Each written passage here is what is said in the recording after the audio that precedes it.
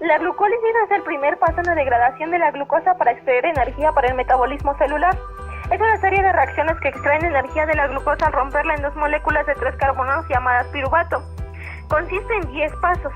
Ocurre en el citosol de una célula y se puede dividir en dos fases principales: la fase en que se requiere energía y la fase en que se libera energía. A continuación les explicaré los pasos. Un grupo fosfato se transfiere del ATP a la glucosa y la transforma en glucosa 6-fosfato. La glucosa 6-fosfato es más reactiva que la glucosa y la adicción del fosfato retiene la glucosa dentro de la célula, porque la glucosa con un fosfato es incapaz de atravesar por sí sola la membrana. Después la glucosa 6-fosfato se convierte en cisómero, la fructosa 6-fosfato. Después un grupo fosfato se transfiere del ATP a la fructosa 6-fosfato y se produce fructosa 1,6-bifosfato. Este paso lo cataliza la enzima fosfofructosidasa, que puede ser regulada para acelerar o frenar la vía de la glucólisis. Posteriormente la fructosa 1,6-bifosfato se rompe para generar dos azúcares de 3 carbonos, la dihidroxiacetona fosfato DHAP y el gliceraldehído 3-fosfato. Estas moléculas son isómeros el uno del otro, pero solo el gliceraldehído 3-fosfato puede continuar directamente con los siguientes pasos de la glucólisis. La DHAP se convierte en gliceraldehído 3-fosfato. Ambas moléculas existen en equilibrio conforme se va utilizando el gliceraldehído 3-fosfato. Es así que al final toda la DHAP se convierte en gliceraldehído 3-fosfato. Posteriormente dos semireacciones ocurren simultáneamente: la oxidación del gliceraldehído 3-fosfato y la reducción del NAD+ en NADH y un protón. La reacción general es exergónica y libera la energía que luego se usa para fosforilar la molécula, lo que forma 1,3-bifosfoglicerato. Después el 1,3-bifosfoglicerato dona uno de sus grupos fosfato al ADP, lo transforma en una molécula de ATP y en el proceso se convierte en 3-fosfoglicerato. Después del 3-fosfoglicerato se convierte en su isómero, el 2-fosfoglicerato. Después el 2-fosfoglicerato pierde una molécula de agua y se transforma en fosfoenolpiruvato, PEP. El PEP es una molécula inestable, preparada para perder su grupo fosfato en el paso final de la glucólisis. Al último, el PEP dona sin dificultad su grupo fosfato a un ADP y se produce una segunda molécula de ATP. Al perder su fosfato, el PEP se convierte en piruvato, el producto final de la glucólisis. Al final de la glucólisis nos quedan dos moléculas de ATP, 2 de NAD y 2 de piruvato. Si hay oxígeno presente, el piruvato se puede degradar hasta dióxido de carbono en la respiración celular y así obtener dos moléculas de ATP.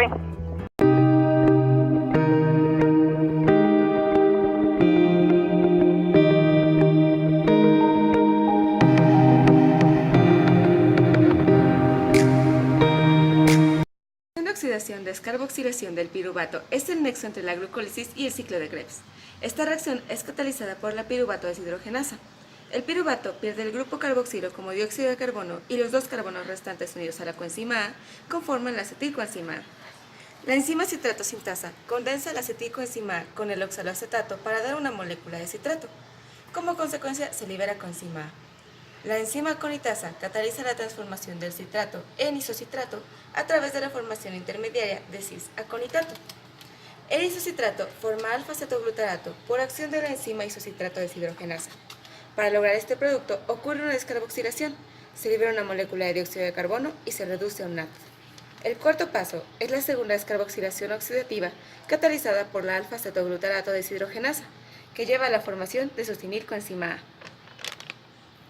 En el siguiente paso se rompe el enlace tioéster de la succinilcoenzima A, lo que promueve la síntesis de un GTP o ATP formando succinato.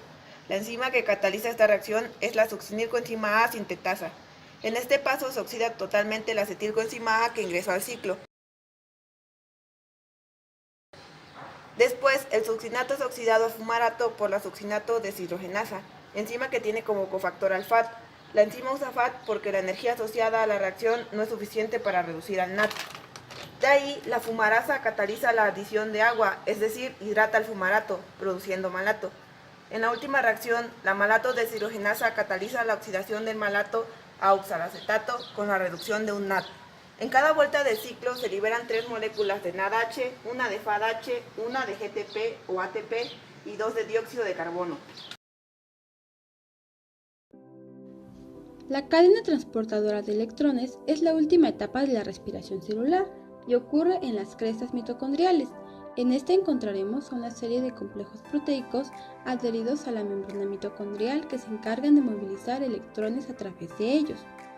El NADH se acercará al complejo 1 llamado NADH deshidrogenasa.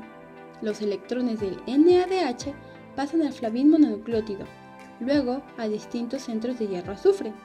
Esto a su vez permitirá que 4 iones de hidrógeno pasen de la matriz al espacio intermembranal. Los 2 electrones se unirán a la transportadora ubiquinona o también llamada coenzima Q10, que es una reserva dentro de la bicapa de lípidos. Cuando la coenzima ubiquinona acepta los electrones, se reduce formando el ubiquinol.